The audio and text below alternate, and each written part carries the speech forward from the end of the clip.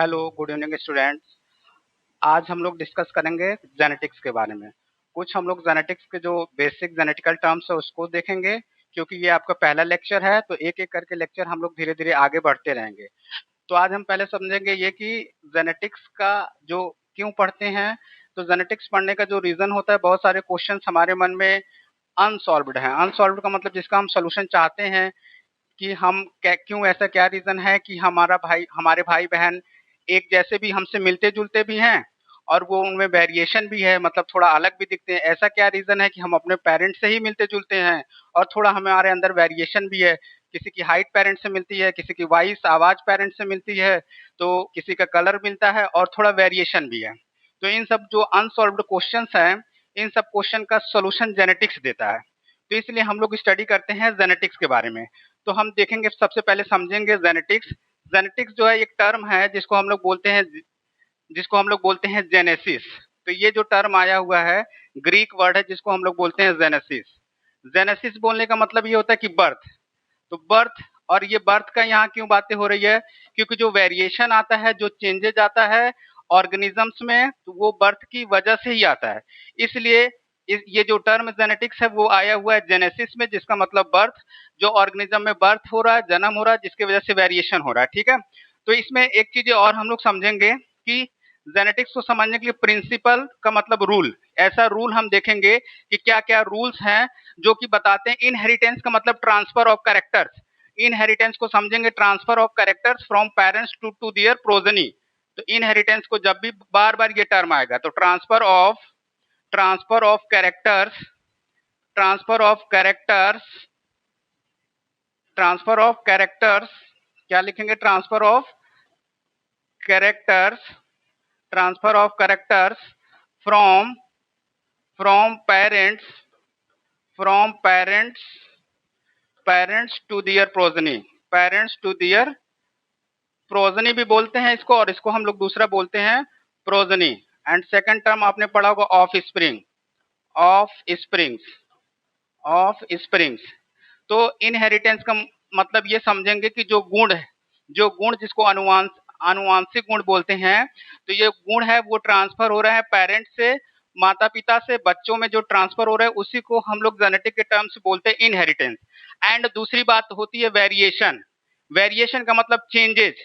Suppose करो एक ही species है या एक ही स्पेसीज ह्यूमन की है, तो ह्यूमन के स्पेसीज में अलग अलग वेरिएशन है। किसी की स्किन डार्क कलर है, किसी की स्किन लाइट कलर है, किसी की स्किन कैसी है, डार्क कलर है, किसी की स्किन कैसी है, लाइट कलर है, डार्क कलर है। तो ये रीजन क्या है, किसी की हाइट ज्यादा है, किसी की हाइट कम है। तो ये वेरिएशन क्यों है, इसको भी हम समझते हैं किसकी वजह से, जेनेटिक्स की वजह से। किसकी वजह से, ये इन सब सवालों का जवाब जो देता है वो जेनेटिक्स देता है। एक चीज और हम लोग समझेंगे, वो ये बातें समझेंगे जेनेटिक्स से आने से पहले कि ऑलरेडी एक दिमाग में बार बार आएगा जीन टर्म। ठीक है, तो कौन सा टर्म आएगा, जीन। तो जीन क्या है इसको भी देखेंगे। अगर हम लोग जीन की बात करें, जो बार बार आएगा आपको परेशान करेगा, तो जीन क्या है, gene it is the structural, it is the structural, it is the structural and functional, and functional, it is the structural and functional unit of heredity, unit of heredity, heredity. मतलब जो characters transfer हो रहा है वो किसके through transfer होगा, jeans के through transfer होगा। तो जीन्स क्या है, एक बेसिक यूनिट है, एक बेसिक यूनिट है जो गुणों को पेरेंट से लेकर के प्रोजनी में ट्रांसफर करने का काम कर रहा है। अब दूसरी बात ये आती है कि अब ये बोलेंगे कि सर जीन्स क्या है, तो जीन जो है ये डीएनए का सेगमेंट है। किसका सेगमेंट है, जीन जो है ये डीएनए का सेगमेंट है। किसका सेगमेंट है, it is the segment of DNA, it is gene is the segment of DNA. तो ये डीएनए का क्या है, सेगमेंट्स है, ये छोटा सा पार्ट्स है डीएनए का, जिसको हम लोग बोलेंगे जीन। अब नेक्स्ट क्वेश्चन है कि डीएनए क्या है। तो डीएनए के लिए सर ने पूरा लेक्चर लिया हुआ है यूट्यूब पर, तो आप वहां पर जाकर के डीएनए का डिटेल स्ट्रक्चर और उसका फंक्शन को समझ सकते हैं। तो हमारा यहाँ पर जेनेटिक्स में बस ये बातें समझना है कि ये हमें वो रूल्स बताते हैं। जेनेटिक्स में हम उन सब रूल्स के बारे में पढ़ते हैं जो ट्रांसफर होते हैं पेरेंट से प्रोजनी में, और ट्रांसफर होने के साथ साथ में वेरिएशन क्यों आता है, इन सब के क्वेश्चन का जवाब जो है वो हमें जेनेटिक्स में मिलता है। इसलिए हम लोग पढ़ते हैं जेनेटिक्स। जेनेटिक्स भी एक बायोलॉजी की ब्रांच है। तो इन सब क्वेश्चन का सोल्यूशन हमें जेनेटिक्स में मिलता है। तो एक बातें ध्यान रखेंगे। और आज हम लोग यूनिट इसलिए ज्यादा इंपॉर्टेंट है क्योंकि इस यूनिट में जो बेसिक जेनेटिकल टर्म्स हैं उसको समझेंगे। बिना जेनेटिकल टर्म्स को समझे हुए आप जेनेटिक्स को नहीं समझ सकते हैं। उसी तरह से जिस तरह से मैथमेटिक्स में आपको प्लस माइनस सब्ट्रैक्शन एडिशन का सिंबल ना पता हो तो आप मैथमेटिक्स के क्वेश्चन को सॉल्व नहीं कर सकते। उसी तरह से जेनेटिकल जो टर्म्स हैं वो क्लियर होना चाहिए जेनेटिक्स को समझने के लिए। तो आइए हम आगे कंटिन्यू करते हैं और देखते हैं। सबसे पहले तो ये हमने ऑलरेडी बात बता रखा है genetics the term genetics was given by William Bateson, या इनको डब्ल्यू बैटसन भी बोलते हैं, शॉर्टकट में क्या बोलते हैं, डब्ल्यू बैटसन। तो सबसे पहले जो जेनेटिकल देखिए, फादर ऑफ जेनेटिक्स जो है वो मेंडल है, आगे हम दिखाएंगे भी डायग्राम वगैरह। लेकिन जो टर्म दिया था जेनेटिक्स वो किसने दिया था, डब्ल्यू बैटसन ने दिया था। तो ये क्वेश्चन यहाँ से भी जनरेट हो जाते हैं, एक क्वेश्चन यहाँ से भी जनरेट हो जाते हैं कि the term genetics was given by, चार ऑप्शन दे देता है तो बच्चे ज्यादातर मेंडल की तरफ जाते हैं, लेकिन मेंडल की तरफ नहीं जाना है, किसकी तरफ जाना है, डब्ल्यू बैटसन की तरफ जाना है। तो नेक्स्ट देखेंगे, genetics is the branch of biology, ये भी एक बायोलॉजी की ब्रांच है, that deals with the study of, जो डील्स करती है, जो कि स्टडी जिसमें हम लोग स्टडी करते हैं हेरिडिटी की, हेरिडिटी एंड वेरिएशन। हेरिडिटी का मतलब बोले तो जो ट्रांसफर हो रहे हैं कैरेक्टर्स पेरेंट से प्रोजनी में, उसको हम लोग हेरिडिटी बोलेंगे। और वेरिएशन ट्रांसफर होने की वजह से बदलाव क्या आ रहा है, मतलब हम ये बातें कह सकते हैं कि हम अपने मदर फादर से मैच भी थोड़ा कर रहे हैं लेकिन वेरिएशन भी है। तो एक ही स्पेसीज है, एक ही मदर फादर के बच्चे हैं, फिर भी वेरिएशन हाइट में है, स्किन में है। इन सबको हम अगर देखें तो वेरिएशन के अंडर में इन सब के आंसर्स आएंगे। तो इस सब का सोल्यूशन हम लोग एक एक करके आगे के लेक्चर में भी देखते चलेंगे, ठीक है। तो नेक्स्ट हम लोग बात करते हैं और जरा देखेंगे, एक चीजें ध्यान रखेंगे जेनेटिक्स।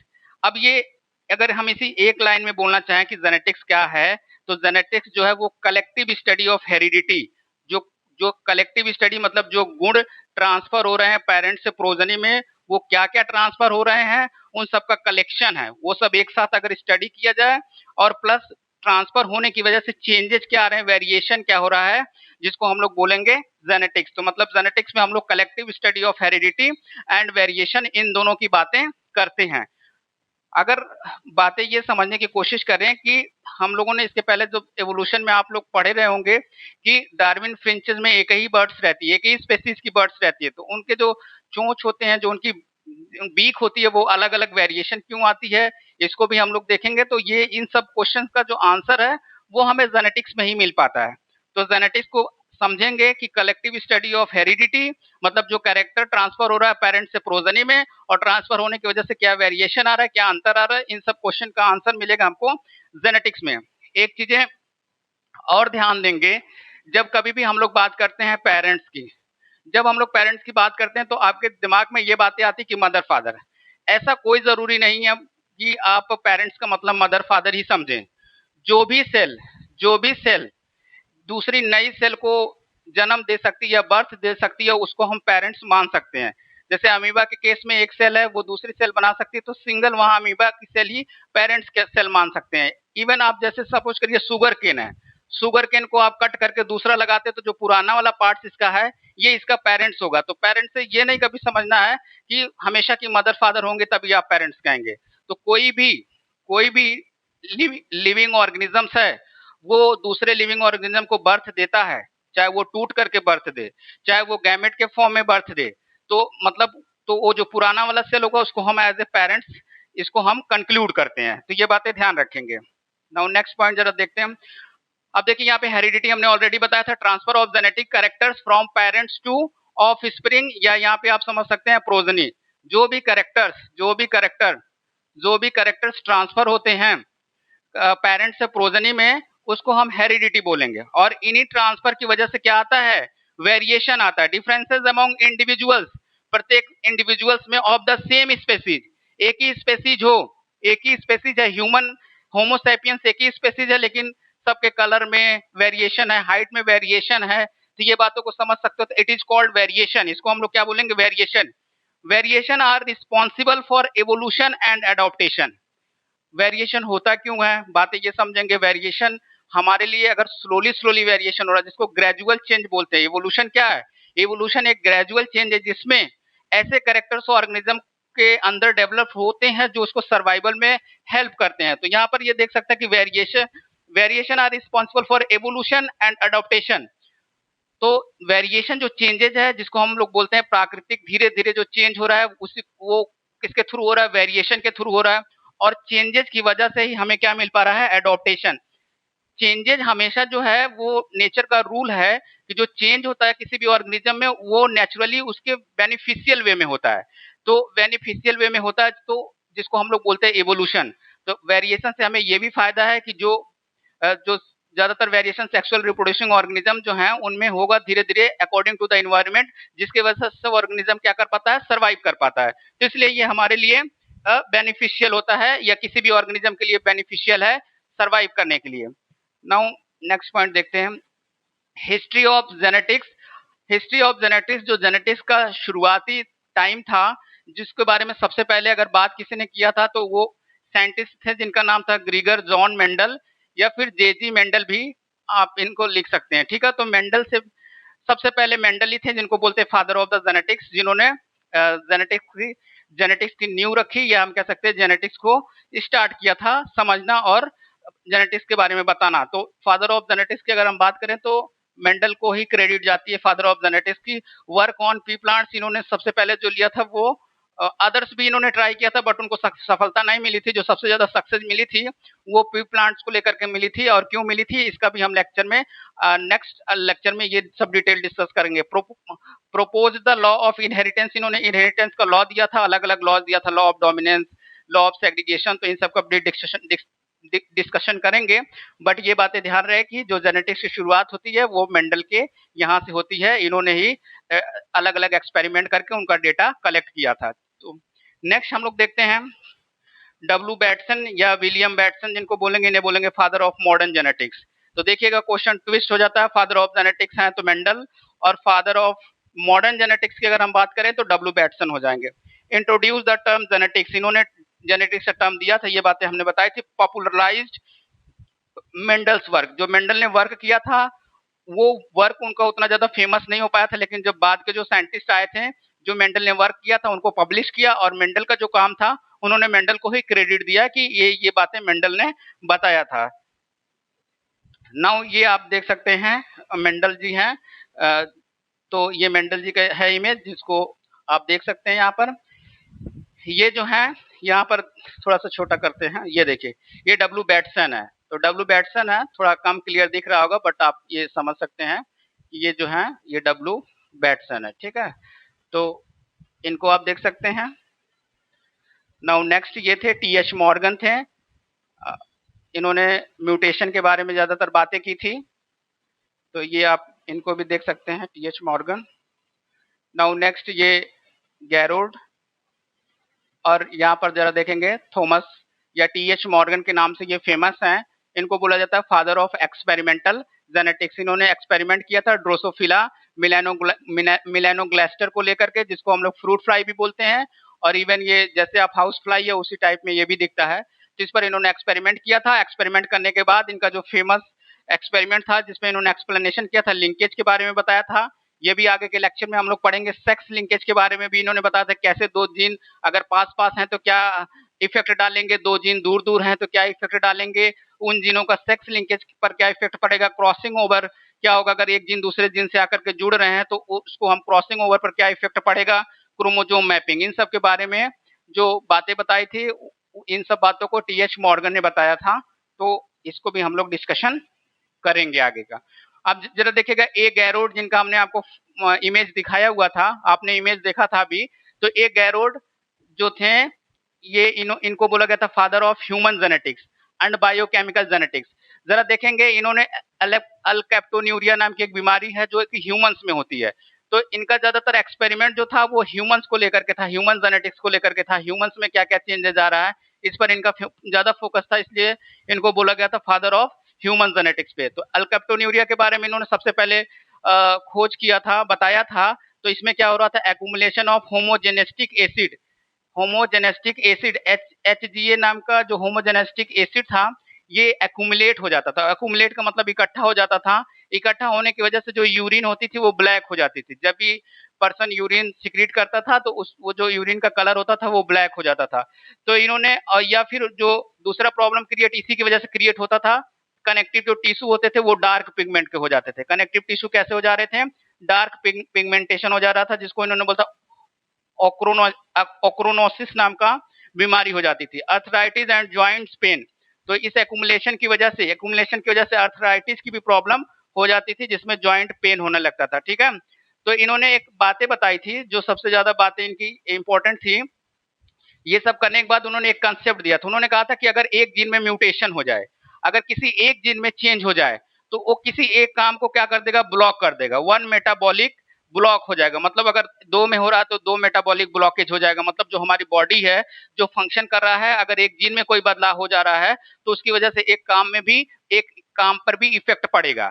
जैसे सिकल सेल एनीमिया में भी वहां पर जो कोडॉन था, ग्लूटामिक एसिड की जगह एलेनिन, तो वहां पे भी सिकल जैसा हो जा रहा था। तो ये बातें इन्होंने बताया था। तो मतलब इनका जो सबसे फेमस बातें ये है कि एक तो ये ह्यूमन जेनेटिक्स पर इन्होंने वर्क किया था, फादर ऑफ ह्यूमन जेनेटिक्स बोलेंगे गैरोड को। और दूसरी बात इन्होंने ये बातें बताई थी कि अगर एक एक म्यूटेंट मतलब एक जीन में बदलाव हो जाएगा तो उसकी वजह से एक काम जो होगा वो इफेक्टिव हो जाएगा। वन मेटाबॉलिक ब्लॉक, मेटाबॉलिज्म जो बॉडी का फंक्शनिंग है, जिसको बॉडी का डाइजेशन, रिस्पायरेशन, एक्सक्रीशन, इन सब प्रोसेस को हम मेटाबॉलिज्म में इंक्लूड करेंगे। तो अगर एक जीन चेंज हो रहा है तो एक किसी न किसी वर्क को ब्लॉक कर देता है। इसको किसने बताया था? गैरोड ने बताया था। नाउ अब यहाँ पर देखिएगा जेनेटिक टर्म्स, यहाँ से बहुत ज्यादा इंपॉर्टेंस है। इंपॉर्टेंस आगे की भी बातें थी, लेकिन ये बिना बातें जाने आप जेनेटिक्स को सॉल्व नहीं कर सकते हैं, जेनेटिक्स को नहीं समझ सकते हैं। तो याद देखिएगा जेनेटिकल टर्म्स, क्या देखेंगे? Genetical terms. जेनेटिकल टर्म्स को समझेंगे। जेनेटिकल टर्म्स यहाँ पर आप देख पा रहे हो, सबसे पहले तो फैक्टर है। ये बातें बहुत बड़ी बातें थी कि जो मेंडल जी थे, उन्होंने जीन ना बोल करके फैक्टर बोला था या एलिमेंट बोला था। फैक्टर बोला था या फिर क्या बोला था? एलिमेंट बोला था। और ये बातें एलिमेंट बोला था, चूंकि एक तो केमिस्ट्री से थोड़ा मैच कर रहा, दूसरा फैक्टर मैथमेटिकल टर्म था। तो ये बातें जो साइंटिस्ट उस टाइम के थे उनको डाइजेस्ट नहीं हो पा रहा था। डाइजेस्ट नहीं होने का मतलब वो एक्सेप्ट नहीं कर पा रहे थे। वो बोल रहे थे कि मैथमेटिक्स का टर्म बायोलॉजी में कैसे आ जाएगा, फैक्टर क्या है, उनको वो उनकी बातों को एक्सेप्ट करने के लिए तैयार नहीं थे। बाद में जबकि इन्होंने बस नाम फैक्टर दिया था, लेकिन बातें तो सब सही बताई थी। जीन्स को उन्होंने मान लिया था एक्स, जैसे हम मानते हैं उसी तरह से उन्होंने फैक्टर बोला था। तो इस बात को बाद में जॉनसन आया तो उन्होंने जीन बताया, तो फिर धीरे धीरे इनकी बातों को लोगों ने एक्सेप्ट किया। तो यहाँ पर देखेंगे unit of heredity responsible for inheritance. तो जो फैक्टर था, जिसको उन्होंने फैक्टर बोला था, वही जीन था। वही क्या था?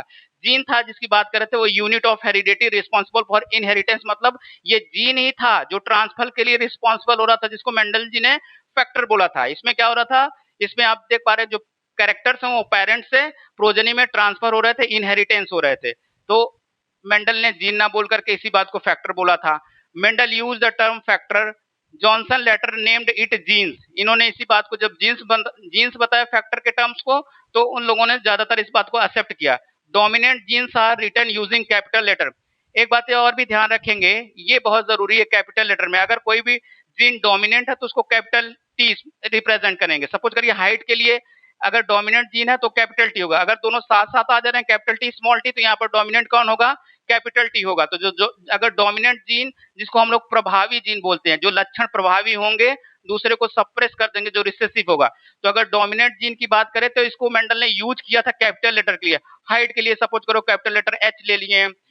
इस तरह से ब्लैक कलर के लिए, ब्लैक और ब्राउन हेयर कलर के लिए कैपिटल बी ले लिया। जो है वो ब्लैक कलर के लिए स्मॉल बी हमने ले लिया। किसके लिए? रिसेसिव कैरेक्टर या ब्राउन के लिए। तो इन्होंने इस बात को भी रिप्रेजेंट किया था कि अगर हम डोमिनेंट को दिखाएंगे, प्रभावी जीन को दिखाएंगे, तो उसके लिए कैपिटल लेटर का यूज करेंगे। रिसेसिव जीन दिखाएंगे, रिसेसिव जीन का मतलब जो अप्रभावी होंगे या जो सप्रेस हो जाएंगे, जिनका कैरेक्टर आना डोमिनेंट के प्रेजेंस में नहीं आता है। अगर डोमिनेंट नहीं प्रेजेंस है तब तो शो करेगा। तो ऐसे लेटर के लिए उन्होंने स्मॉल टी लिया था। तो सपोज करो, ये बातें ध्यान रखेंगे कि अगर कैपिटल टी स्मॉल टी है तो यहाँ पे प्रभावी कौन होगा? डोमिनेंट कौन है? कैपिटल टी है। अगर दोनों स्मॉल टी आ जा रहे हैं तब तो इनका कैरेक्टर शो होगा रिसेसिव फॉर्म में। नहीं तो अगर डोमिनेंट जीन है तो वो डोमिनेंट वाला ही शो होगा। ठीक है, कुछ इसके भी साइंटिस्टों ने इस पर क्लेम किया था, तो उसको हम आगे जब पढ़ेंगे वहां पर इनकम्प्लीट डोमिनेंस वगैरह, तो वहां पे हम लोग डिस्कशन करेंगे, बट अभी आप सिर्फ इतना जानेंगे कि अगर डोमिनेंट जीन है तो वो कैपिटल लेटर से रिप्रेजेंट किया जाएगा, अगर डोमिनेंट रिसेसिव दोनों जीन प्रेजेंट है तो डोमिनेंट वाला प्रभावी होगा, जो कैरेक्टर्स दिखेगा वो डोमिनेंट के हिसाब से दिखेगा, और अगर रिसेसिव सिर्फ रिसेसिव प्रेजेंट है तब तो रिसेसिवनेस या डॉर्फनिज्म, या जिसको हम बौना बोल सकते हैं, स्मॉल स्मॉल टी है तो छोटी हाइट को रिप्रेजेंट करेगा। तो ये बातों को ध्यान रखेंगे। नाउ नेक्स्ट बात होती है एलील। तो ये एलील भी जरा देखेंगे, इंपॉर्टेंट है, ठीक है, ये बार बार आता है। तो alternative form of the gene is known as alleles. तो एलील्स का जो टर्म था उसको किसने दिया था? बैटसन ने दिया था। अब एक बात ध्यान रखेंगे एलील्स को, एलील्स में ये बातें ध्यान रखेंगे कि ये देखिए यहाँ पे कैपिटल टी किसी भी जीन के दो अल्टरनेटिव फॉर्म होंगे। कितने होंगे? दो alternative form, capital T small T हो सकते हैं, या फिर क्या हो सकता है, ये लोकस है, फिक्स पॉइंट है, स्मॉल टी हो सकता है। फिर और क्या हो सकता है? दूसरा कंडीशन ये भी हो सकती है कि एक ऐसा कंडीशन हो यहाँ पे फिक्स लोकेशन पर कैपिटल टी और दूसरे पर कैपिटल टी हो, ठीक है। एलील भी बहुत इंपॉर्टेंट है जेनेटिक्स को समझने के लिए। किसी जीन के दो अल्टरनेटिव फॉर्म होंगे। कितने अल्टरनेटिव फॉर्म होंगे? दो। तो हम ये कह सकते हैं कि सपोज करिए कि अगर ये फादर हैं, पेरेंट्स में कौन है, अगर ये फादर हैं तो फादर के पास ब्लैक कलर के लिए कितने एलील होंगे? कितने एलील होंगे? सपोज करो ब्लैक कलर के लिए, ब्लैक हेयर कलर के लिए ये एलील, अगर हम बी को ले रहे हैं ब्लैक कलर, और इनके पास एक और एलील हो सकता है, स्मॉल बी हो सकता है, स्मॉल बी भी हो सकता है, ठीक है। तो अब अगर इसी सेम कंडीशन में अगर हम मदर की तरफ देखें तो मदर की तरफ भी अगर हम नोटिस करें तो सपोज करो इनके पास कैसा हो, ब्लैक कलर के लिए कैपिटल बी हो, और यहाँ पर भी कैसा हो, सपोज करो प्योर ब्लैक कलर के लिए कैपिटल बी है। तो अब एक बातें ध्यान रखेंगे कि इधर से जो ट्रांसफर होकर के प्रोजनी में एलील आएगा वो एक ही आएगा। कैसा आएगा? एक ही, एक पेरेंट्स फादर से आएगा और एक किधर से आएगा? मदर से आएगा। मतलब हम कह रहे हैं कि जो प्रोजनी में जाएगा वो आपके पास एलील आएगा। अगर यहाँ से कैपिटल बी आ गया तो कैपिटल बी जो है वो ब्लैक को शो करेगा, और इधर भी आ गया कैपिटल बी, तो ये मिल करके प्योर फॉर्म में, किसके फॉर्म में? प्योर फॉर्म में। तो अगर दोनों कैपिटल कैपिटल एलील आ रहे हैं तो जो प्रोजनी होगा उसका हेयर कलर कैसा शो करेगा? Black colour. तो किसी भी जीन के दो अल्टरनेटिव फॉर्म होंगे। कितने होंगे? दो अल्टरनेटिव फॉर्म होंगे। तो और जबकि जो प्रोजनी है, जो ऑफ स्प्रिंग है, उसमें एक एक ही ट्रांसफर होंगे, जिसकी वजह से इसीलिए मियोसिस होता है। मियोसिस अगर ना हो तो सब चीजें हमारे पास चार चार हो जाएं। तो चार चार ना हो, जो जेनेटिकल है, जो क्रोमोजोम नंबर वो कांस्टेंट रहे पेरेंट्स के हिसाब से, मतलब 23 पेयर्स ही रहे, 46 हो जाएंगे तो डबल डबल सब कुछ हो जाएगा। तो इसलिए कौन सा टर्म होता है? मियोसिस। मियोसिस का मतलब जो डिप्लॉयड है वहां से हैप्लॉयड होकर के फिर उसके बाद फिर डिप्लॉयड होकर के ग्रो करता है। तो उसका हम लोग डिस्कशन करेंगे, बट ये बातें समझेंगे कि एलील किसी भी जीन्स का अल्टरनेटिव फॉर्म है, मतलब हर एक जीन्स के दो एलील होंगे, और इन दोनों में से एक मदर से आएगा, एक फादर से। जो बेस्ट होता है वही ट्रांसफर होता है, ये नेचर का रूल है। इसलिए हम लोग बोलते हैं कि जो प्रोजनी है that is superior than their parents. Progeny या ऑफ स्प्रिंग पेरेंट्स से सुपीरियर होती है। इसका रीजन यही है कि जो बेस्ट जीन होता है नेचर उसी को ट्रांसफर करता है पेरेंट्स से प्रोजनी की तरफ। तो यहाँ पे ये बातें हमने यहाँ ही सेम चीजें लिखी हुई है।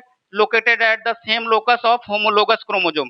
होमोलोगस क्रोमोजोम में अगर दोनों सेम सेम है तो उसको हम होमोलोगस क्रोमोजोम बोलेंगे। ये देखेंगे यहाँ पर सेम, ये जो पॉइंट है इसको लोकस बोलेंगे।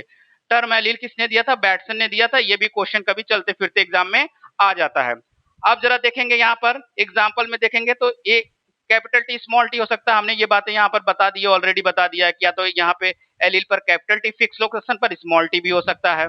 इसलिए अगर रेड कलर फ्लावर्स में लेना है तो कैपिटल आर स्मॉल आर हो सकता है। वाई कलर, अब ये डिपेंड करेगा जो ट्रांसफर होकर के प्रोजनी में जाएगा उस तरह से इफेक्ट अपना शो करेगा। एक बात ध्यान रखेंगे, जो जीन्स हैं वो हमको दिखता नहीं है, लेकिन उसी जीन की वजह से ही फिनोटाइप, जो बाहर से फिनोटाइप फिजिकल अपीयरेंस है वो जीन की वजह से ही आता है। ये बातें ध्यान रखेंगे।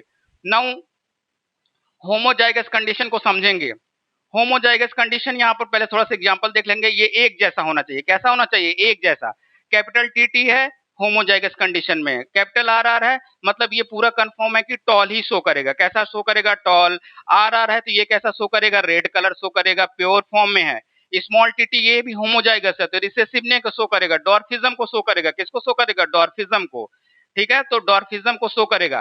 तो मतलब यहाँ पे जो जीन है वो होमोजाइगस का मतलब सेम, होमो का मतलब सेम, जाइगस का मतलब जाइगोट। जब जाइगोट सेम कंडीशन में फ्यूज करें, सेम कंडीशन में फ्यूज करने का मतलब फादर से भी कैपिटल टी चल करके आया, मदर से भी कैपिटल टी चल करके आया, तो ये होमोजाइगस कंडीशन है। कैसा कंडीशन है? Homozygous. A zygote is formed by fusion of two gametes. Bye fusion का मतलब mixing of two gametes having identical factors. यहाँ पर दोनों फैक्टर्स क्या हैं? आइडेंटिकल हैं। Is called homozygote. इसको हम लोग बोलेंगे homozygote. And organisms develops from this zygote is called homozygous. ऐसे जाइगोट से जो ऑर्गेनिज्म डेवलप होगा वो होमोजाइगस होगा। मतलब हम ये कह सकते हैं कि ये अगर कैपिटल टी टी आ रहा है तो ये प्योर फॉर्म में होमोजाइगस कंडीशन है। जो ऑर्गेनिज्म, जो प्रोजेनी, जो ऑफ स्प्रिंग, जो बच्चा डेवलप होगा उसकी हाइट कैसी होगी? टॉल होगी। तो दोनों जब एक एक जैसा इफेक्ट डालें, मदर से भी कैपिटल टी आया, फादर से भी कैपिटल टी आया, तो वो कंडीशन होमोजाइगस कंडीशन कहलाएगा। ये बातें ध्यान रखेंगे कि दोनों एक जैसा होगा। तो dominant homozygous capital T, recessive homozygous small T. तो ये बातें कंफ्यूज नहीं होंगे कि सर यहाँ पर टीटी आपने बताया कैपिटल आर, लेकिन यहाँ पर भी दोनों सेम कंडीशन। ये है कि दोनों एलील्स जो ट्रांसफर होकर के जीन्स पेरेंट से आ रहे हैं वो सेम होना चाहिए। स्मॉल टी है तो स्मॉल टी, कैपिटल टी है तो कैपिटल टी, कैपिटल आर है तो कैपिटल आर। तो जो जाइगोट होगा वो fusion of two gametes having identical factor. यहाँ पे फैक्टर जो शो हो रहा है ये आइडेंटिकल है, ये फैक्टर आपस में आइडेंटिकल है, तो that is called homozygous condition. तो इस बात को ध्यान रखेंगे जब भी जेनेटिकल टर्म्स में यूज होगा तो होमोजाइगस, हेट्रोजाइगस, एलील, जीन्स, तो ये सब कंसेप्ट क्लियर होना चाहिए, नहीं तो वहां पर समझ ही नहीं पाएंगे। अगर ये इस लेक्चर को नहीं समझ पाएंगे तो आगे का समझना मुश्किल होगा। यहाँ पर जो आपको कंडीशन दिख रहा है वो कंडीशन जैसा नाम ही में शो हो पा रहा है, जिसको हम लोग क्या बोलेंगे? हेट्रोजाइगस। कैसा कंडीशन शो हो रहा है? हेट्रोजाइगस। तो हेट्रो का मतलब डिफरेंट, हेट्रो का मतलब डिफरेंट होगा। यहाँ पर कंडीशन कैसा है? डिफरेंट है, डिफरेंट। और जाइगस का मतलब सेम एज यूजुअल, जाइगस का मतलब सेम एज यूजुअल क्या हो जाएगा? Zygote, zygote. तो यहाँ पर जो ट्रांसफर होकर के आएंगे वो डिफरेंट होंगे। तो आज zygote is found by fusion. Fusion का मतलब क्या होगा? मिक्सिंग, मिक्सिंग मेल और फीमेल गैमेट्स का मिक्सिंग क्या कहलाएगा? फ्यूजन कहलाएगा। तो आज zygote is found by fusion of two different types of gametes, two different types of gametes carrying different factors is called heterozygote. यहाँ पर दोनों अलग अलग हैं, कैपिटल टी स्मॉल टी अलग है, कैपिटल आर स्मॉल आर अलग फैक्टर्स हैं, and individuals develop from such zygote is called heterozygous. यहाँ पर कंडीशन हेट्रोजाइगस है। मतलब हम ये भी कह सकते हैं कि जो हेट्रोजाइगस कंडीशन होता है वो इम्प्योर फॉर्म को रिप्रेजेंट करता है और जो होमो होता है वो प्योर फॉर्म में होता है। तो अब यहाँ पर क्यों ऐसा कंडीशन आ रहा है? हम कह रहे हैं कि सपोज करिए यहाँ पे कैपिटल टी है, यहाँ पर स्मॉल टी एलील है, ये मान लीजिए यहाँ पे फादर, फिर मदर के कंडीशन में यहाँ पर मदर के पास कैसा है? मदर के कंडीशन में भी सेम एज यूजुअल समझ लीजिए, अगर कैपिटल टी है और यहाँ पर स्मॉल टी है तो इधर से जो ट्रांसफर हो गया इधर से स्मॉल टी आ गया और इधर से कौन सा ट्रांसफर होकर? Capital T small T. तो ये कंडीशन हेट्रोजाइगस है। हेट्रोजाइगस कंडीशन में भी डोमिनेंट, डोमिनेंट की अभी हमने बात बोला है, प्रभावी जीन की बात बोला है।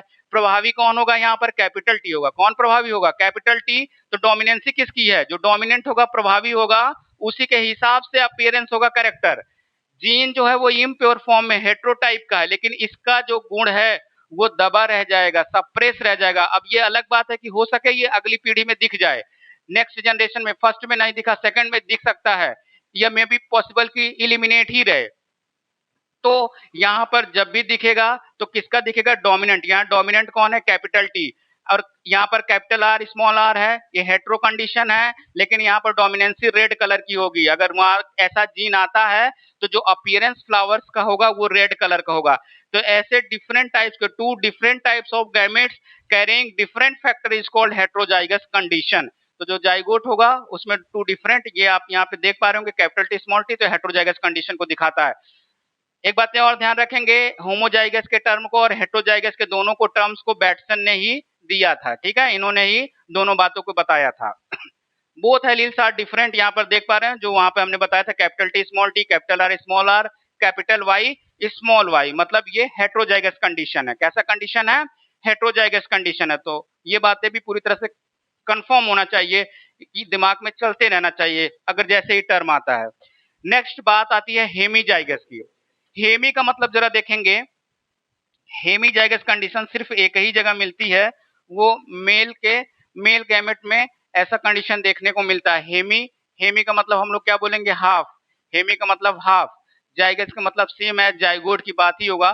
तो हेमीजाइगस में देखेंगे, if individual contains only contains only one gene, इस बात को पकड़ेंगे, हर एक लाइन में एक ही वर्ड्स, दो वर्ड्स मेन होते हैं। only one genes of a pair, then individuals is said to be hemizygous, ऐसे इंडिविजुअल को हम लोग बोलेंगे hemizygous. Male individual is always hemizygous for sex linked jeans.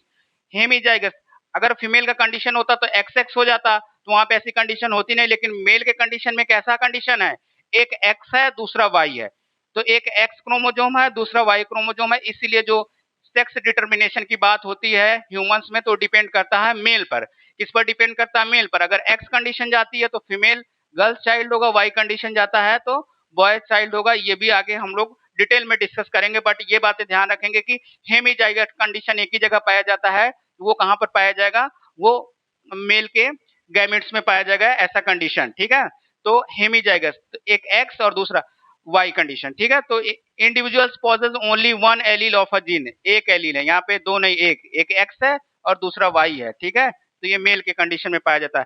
Human male x Y में ये hemizygous condition, males are hemizygous for X linked gene, तो X linked genes जो होगा उसके कंडीशन में हेमीजाइगस होगा, क्योंकि यहाँ पर दोनों एक्स वाई अलग अलग हैं, ठीक है, हाफ है। नाउ नेक्स्ट पॉइंट आता है फिनोटाइप। तो फिनोटाइप जीनोटाइप ये बातें भी ध्यान रखेंगे। फिनोटाइप को हम लोग ये भी बात कर सकते हैं मॉर्फोलॉजिकल अपीयरेंस। कोई व्यक्ति लंबा दिख रहा है तो आप ये इमेजिनेशन कर सकते हैं कि उसका जीन कैपिटल टी उसमें डोमिनेंट होगा। किसी का लाइट कलर स्किन कलर है तो उसमें आप इमेजिन कर सकते हैं कि अगर स्मॉल एस को हम लाइट ले रहे हैं तो हम ये समझ सकते हैं कि स्मॉल एस जीन उसमें होगा, जिसकी वजह से लाइट कलर स्किन कलर आ रहा है।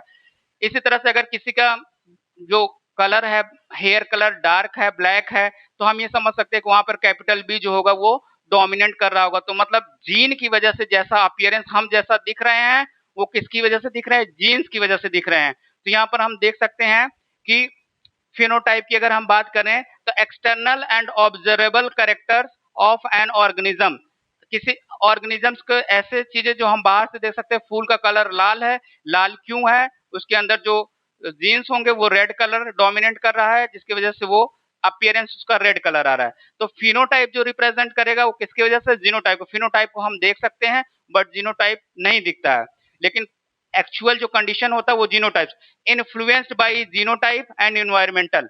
अब एक देखो दो टर्म यहाँ पर देखिए आ गया, एक जीनोटाइप जीन्स की वजह से, जिसको हम दो तीन बार बता चुके हैं कि अगर कैपिटल टी है तो हाइट टॉल होगी, लेकिन ये कैपिटल टी हम दिखा आप देख नहीं सकते, लेकिन इसको महसूस कर सकते हैं कि अगर टॉल है व्यक्ति तो उसका जीन्स जो रहा होगा वो capital T dominant. Environmental factor का भी मॉर्फोलॉजी पर डिपेंड करता है, या इन मॉर्फोलॉजी जो फिजिकल अपीयरेंस है उसका रीजन है कि अगर एक ही स्पेसीज है, ह्यूमन की स्पेसीज है, तो अगर आप श्रीलंका चले जाएंगे और उधर के केनिया के साइड चले जाएंगे तो वहां पर हीट ज्यादा होने की वजह से स्किन कलर डार्क कलर रहेगी, और जीन तो होगा ही साथ साथ में, लेकिन जो एनवायरमेंट फैक्टर है उसका भी इफेक्ट पड़ता है। तो फिनोटाइप पर दोनों इफेक्ट पड़ता है, जीनोटाइप भी और इन्वायरमेंटल। इतनी बातें हम कह सकते हैं कि जीनोटाइप परमानेंट इफेक्ट है। ये कैसा इफेक्ट है, परमानेंट।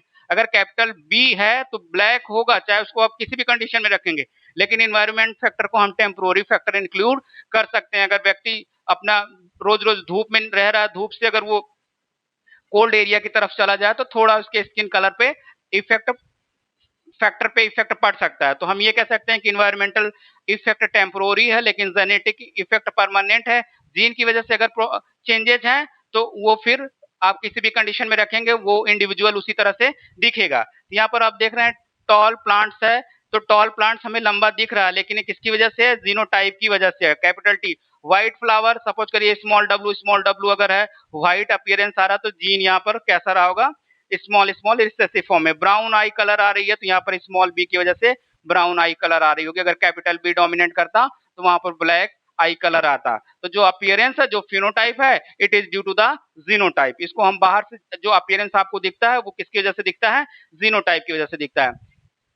जरा देखेंगे जीनोटाइप, द जेनेटिक कॉन्स्टिट्यूशन और जेनेटिक मेकअप। मेकअप का मतलब होगा बनावट, मेकअप होता है ना सजना सवरना वाला मेकअप, तो वही मेकअप। तो जो जेनेटिक मेकअप है of an organism for a particular character, किसी भी कैरेक्टर के लिए जो रिस्पॉन्सिबल है वो जीन ही रिस्पॉन्सिबल है। मतलब अगर पौधा टॉल दिख रहा है तो हम ये समझ सकते हैं कि कैपिटल टी उसमें डोमिनेट कर रही होगी। यहाँ पर कैपिटल टी स्मॉल टी भी हो सकता है, ये प्योर फॉर्म में, इम्प्योर में यहाँ पे भी टॉल ही कंडीशन क्यों आएगा, क्योंकि कैपिटल टी डोमिनेंट है। रिसेसिव वाले को स्मॉल टी वाले को इफेक्ट को सप्रेस कर देगा, उसको शो नहीं होने देगा। तो इसलिए ये इस कंडीशन में भी जीन अगर है तो भी वो टॉल है, इस कंडीशन में अगर जीन है तब भी वो प्लांट्स होगा, या कोई एनिमल भी हो तो उसकी हाइट कैसी होगी, टॉल होगी। तो ये ध्यान रखेंगे, ये इफेक्ट आ रहा है जीन की वजह से। स्मॉल टी अगर आ जा रहे हैं दोनों तो ये डॉर्फ हो जाएगा, जिसको हम लोग बौना बोलते हैं, छोटी हाइट का पौधा बोल सकते हैं, इंसान भी देखे होंगे। तो ये बातें ध्यान रखेंगे कि जीनोटाइप की वजह से ही फिनोटाइप का अपीयरेंस हो रहा है। अगर कुछ जीनोटाइप में चेंजेस हो जाएगा तो फिनोटाइप की अपीयरेंस भी चेंज हो जाएगी। नाउ नेक्स्ट फिनोकॉपी की बात करेंगे। यहाँ पे भी फिनो वर्ड लगा हुआ, different genotypes producing the same phenotype due to environmental effect, due to environmental effect. तो यहाँ पर हम फिनोकॉपी की बात करें तो डिफरेंट जो जीनोटाइप्स हैं वो प्रोड्यूस करेंगे सेम फिनोटाइप। डिफरेंट जीनोटाइप्स जो होंगे वो सेम फिनोटाइप प्रोड्यूस कर सकते हैं, किसकी वजह से, इन्वायरमेंटल के इफेक्ट की वजह से, इन्वायरमेंटल इफेक्ट की वजह से, ठीक है, पर्यावरण इफेक्ट की वजह से। जैसे एग्जांपल देखें, plants grow under a different environment, conditions में अपीयर सिमिलर, अलग अलग कंडीशन में हम प्लांट्स को ग्रो कर रहे हैं तो भी वो सिमिलर दिख सकते हैं। तो ये किसकी वजह से हो रहा है, फिनोकॉपी, फिनोकॉपी। नाउ नेक्स्ट एक और बातें ध्यान रखेंगे जेनेटिक्स में, हाइब्रिड विग्योर, हाइब्रिड विग्योर या फिर हम इसको हेट्रोसिस बोलेंगे। हेट्रोसिस में क्या होगा, यहाँ पे मिक्सिंग होगा, मिक्सिंग या क्रॉसिंग ओवर हम जिसको बोल सकते हैं, मिक्सिंग ऑफ टू कैरेक्टर्स या crossing over of two characters is known as hybrid vigour. जरा देखेंगे हाइब्रिड विग्योर क्या है, mixing, mixing, mixing of two character, mixing of two characters, two characters, यहाँ पे दो कैरेक्टर्स का मिक्सिंग होगा। या फिर हम इसी को बोल सकते हैं, इसी को हम लोग क्या बोल सकते हैं, दूसरे कंडीशन में क्रॉसिंग ओवर भी, हम लोग साइंस या जेनेटिक्स के कंडीशन में देखो तो इसको बोलेंगे क्रॉसिंग ओवर। तो क्रॉसिंग ओवर को हम बोलेंगे हाइब्रिड विग्योर। इससे हमें फायदा क्या होता है, superiority of F1 of spring over parents. हम ये बातें कह रहे हैं कि सपोज करिए ये रूल्स है, अगर पेरेंट्स में सपोज करिए कैपिटल टी पेरेंट्स हैं और इधर मेल और फीमेल का कंडीशन कैसा है, डॉर्फ है, तो डॉर्फ होने के बाद भी यहाँ पर जो उनकी F1 जनरेशन आ रही है वो F1 जनरेशन कैसी होगी, कैपिटल टी स्मॉल टी, मतलब हाइट को प्रीफरेंस कर दे रहा है नेचर। तो ये जो रिसेसिव वाला जीन है इसको इलिमिनेट करता है, तो इसी को हम बोलते हैं मिक्सिंग ऑफ टू कैरेक्टर। तो नेचर का ये रूल है, जो बेहतरीन कैरेक्टर है वो पेरेंट से ट्रांसफर होकर के प्रोजनी में आते हैं, जिसको हम लोग बोलते हैं हाइब्रिड विग्योर हेट्रोसिस। इसीलिए यहाँ पे कंडीशन लिखा हुआ superiority, superiority of F1 of spring over parents. Parents का कंडीशन बहुत अच्छा नहीं था, यहाँ पर डॉर्फ कंडीशन था, यहाँ पर टॉल, बहुत ज्यादा टॉल कंडीशन, लेकिन ये मीडियम या जो टॉल जो प्रोजनी थी वो आई। तो यहाँ पर आप देख रहे हैं रिसेसिव वाले को इलिमिनेट करा है। तो हम ये कह सकते हैं कि पेरेंट से जो प्रोजनी है ऑफ स्प्रिंग है वो ऑफ स्प्रिंग्स कैसी कंडीशन में है, सुपीरियर कंडीशन में है, जिसको हम लोग बोलेंगे हाइब्रिड विग्योर या heterosis. Due to heterozygosity advantage क्या है, इससे फायदा क्या मिलता है, हायर यील्ड। हायर यील्ड का मतलब प्रोडक्टिविटी बढ़ जाएगी। अगर प्लांट्स के केस में, क्रॉप्स के केस में हम दो क्वालिटी को मिक्स करा करके रिप्रोड्यूस कर रहे हैं तो वहां पे प्रोडक्शन इंक्रीज कर जाएगा। काऊ के कंडीशन में हम लोग करा रहे हैं तो वहां पे मिल्क की इल्डिंग या मिल्क का प्रोडक्शन इंक्रीज हो जाएगा, बेटर ग्रोथ रेट होगी। ग्रोथ रेट कैसा होगा, बेटर होगा। डिजीज रेजिस्टेंस, इसको थ्रू हम क्वालिटी दो अलग अलग वेराइटीज को मिक्स करके एक नई वेराइटी बना सकते हैं जो डिजीज से भी रेजिस्टेंस हो सकती है। इसी के साथ साथ इंक्रीज फर्टिलिटी। तो हम क्या कर सकते हैं, सपोज करो एक ऐसी काऊ है जिसमें फर्टिलिटी रेट कम है और एक ऐसा बुल है जिसकी फर्टिलिटी रेट अच्छे क्वालिटी का है, तो उन दोनों का अगर मिक्सिंग करा दे तो जो नई जनरेशन F1 आएगी उसकी फर्टिलिटी रेट या प्रोडक्शन रेट दोनों इंक्रीज कर सकते हैं। तो मिक्सिंग करने से वेरिएशन होता है और वेरिएशन जो होगा वो बेनिफिशियल होता है, ये नेचर का रूल है। नाउ इन ब्रीडिंग डिप्रेशन, अब ये बातें भी ध्यान रखेंगे, इन ब्रीडिंग डिप्रेशन को ध्यान से समझेंगे। अब वहां पे हमने मिक्सिंग कराया था हेट्रोसिस में तो वहां पे हमें फायदा मिल रहा था, लेकिन अगर इन ब्रीडिंग डिप्रेशन का कंडीशन है कि बार बार हम 4 to 6 जनरेशन, 4 से 6 जनरेशन में आपस में ही क्रॉसिंग कराते जाएं, क्रॉसिंग कराते जाएं, मतलब जैसे पेरेंट्स हैं, ये पेरेंट्स के बाद इनकी जो प्रोजनी आई, ये जो पेरेंट्स है इनकी प्रोजनी जो आई F1, इनकी फिर प्रोजनी को आपस में हम क्या करा दे रहे हैं, क्रॉसिंग करा दे रहे हैं। फिर इसके बाद F2 आई, फिर F2 को फिर हम लोग क्रॉसिंग करा दे रहे हैं। तो मतलब ऐसा अगर हम 4 से 6 जनरेशन लगातार कर रहे हैं तो जो क्वालिटी है वो डिक्रीज कर जाती है। इसीलिए नेचर क्रॉस पॉलिनेशन या क्रॉस फर्टिलाइजेशन को प्रीफर करता है। इसीलिए शादी वगैरह घर में नहीं होती है, दूर दूर होती है, ताकि वेरिएशन हो सके। अगर घर ही में होगा तो किसी के अगर छोटी हाइट है तो उनके घर का कंडीशन इन ब्रीडिंग डिप्रेशन, वो हाइट और कम होती जाएगी। डार्क स्किन कलर होगा तो उनमें और डार्कनेस इंक्रीज करती जाएगी, तो ये वेरिएशन ही नहीं आएगा। तो इसलिए उसको अगर क्वालिटी जो है वो डिक्रीज करती जाए तो उसको हम लोग बोलेंगे इन ब्रीडिंग डिप्रेशन, सप्रेस हो जाना है। इसलिए नेचर क्रॉस पॉलिनेशन या क्रॉस फर्टिलाइजेशन को प्रीफर करता है, जो कि हमने हेटेरोसिस में अभी बताया है। तो ये बातें ध्यान रखेंगे, 1-2 जनरेशन में नहीं, 4 से 6 जनरेशन में सेम उसकी प्रोजेनी के साथ क्रॉस कराते जाएं। तो अब ये ह्यूमन में तो कम, बट ये एनिमल्स के केसेस में जिनको नहीं जानकारी है, तो जो उनके पास बुल्स होता है, फिर उसकी काऊ, फिर उसके बच्चे, फिर उसके बच्चे, वो आपस में लगातार 4 से 6 जनरेशन क्रॉस कराएंगे तो जो क्वालिटी है वो डिक्रीज कर जाएगी। Loss of hybrid vigour due to the repeated selfing, इसको हम लोग बोलते हैं सेल्फिंग और इनब्रीडिंग, कॉजेज इंक्रीज होमोजाइगोसिटी, एक जैसे कैरेक्टर बढ़ जाएंगे। हमने भी बताया है कि अगर उनकी हाइट कम है तो वो एक ही जैसी हाइट कम होती जाएगी। तो इसलिए हम लोग 4 से 6 जनरेशन अगर एक ही इंडिविजुअल में क्रॉसिंग करा रहे हैं, एक ही जनरेशन के F1, F2, F3, F4, F5, इस तरह से, तो ये इनब्रीडिंग डिप्रेशन कॉज कर देगा। रिड्यूस्ड फर्टिलिटी, इसके कंडीशन में फर्टिलिटी रेट रिड्यूस हो जाएगा। वीक ऑफ स्प्रिंग, जो बुल होगा, सपोज करो खेती करने के लिए हमको ऑक्स चाहिए, बैल चाहिए, तो उन्हीं का सेम तो वो डिक्रीज, अच्छी क्वालिटी का मजबूत नहीं मिल पाएगा, तो वीक ऑफ स्प्रिंग्स आएगा। लोअर प्रोडक्टिविटी, जो काऊ मिल्क प्रोड्यूस कर रही है उन्हीं के फैमिली में लगातार, उन्हीं के फैमिली में 4 to 6 जनरेशन अगर क्रॉसिंग कराएंगे तो लोअर प्रोडक्टिविटी होगी, प्रोडक्शन भी कम हो जाएगा। तो इसलिए हम लोग सेल्फिंग से बचते हैं, नेचर भी सेल्फिंग से बचता है, क्रॉस को प्रीफर करता है। नेक्स्ट पॉइंट देखेंगे, हु आगे हम लोग कुछ क्वेश्चंस देख लेते हैं। Who coined the term genetics, तो अभी हमने बात ये बताया था कि आप ध्यान रखेंगे फादर ऑफ जेनेटिक्स मेंडल जी हैं, बट टर्म अगर पूछेगा किसने टर्म दिया था, तो ये बैटसन जी ने दिया था, इसकी बात हमने अभी डिस्कस की थी। नाउ नेक्स्ट पॉइंट देखेंगे, फादर ऑफ जेनेटिक्स इज, ये बातें ध्यान रखेंगे, फादर ऑफ जेनेटिक्स तो इन्होंने मेंडल जी ने दिया था। आगे देखेंगे, alternative form of a gene is called, ये बहुत इंपॉर्टेंट है। अल्टरनेटिव फॉर्म ऑफ जीन बोले तो उसको एलील बोलेंगे, हमने आगे ऑलरेडी डिस्कस किया हुआ है।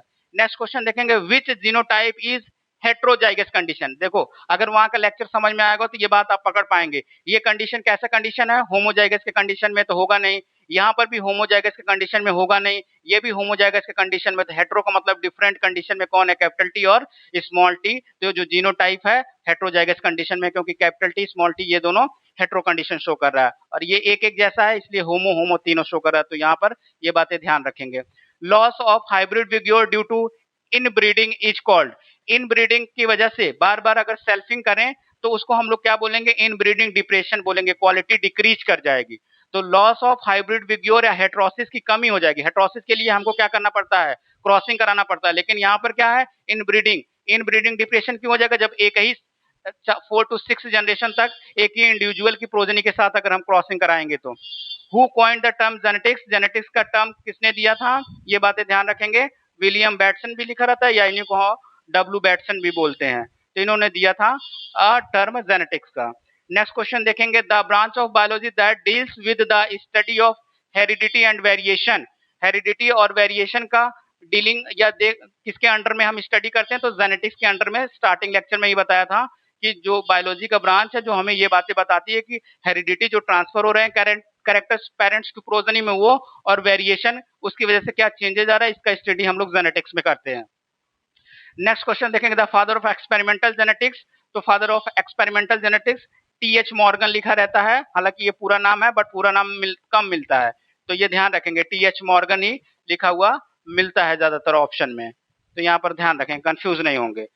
Now which of the following is a homozygous dominant genotype, homozygous है और साथ साथ में कंडीशन क्या लिखा हुआ, डोमिनेंट, तो ये भी होमोजाइगस है लेकिन ये रिसेसिव कंडीशन है, ये होमोजाइगस भी है और डोमिनेंट कंडीशन में। ये क्या है, ये तो हेट्रोजाइगस है, ये भी हेट्रोजाइगस है, तो ये भी, लेकिन ये रिसेसिव फॉर्म में, और यहाँ कैपिटल टी किस फॉर्म में है, डोमिनेंट के फॉर्म में है, तो ये बातें ध्यान रखेंगे।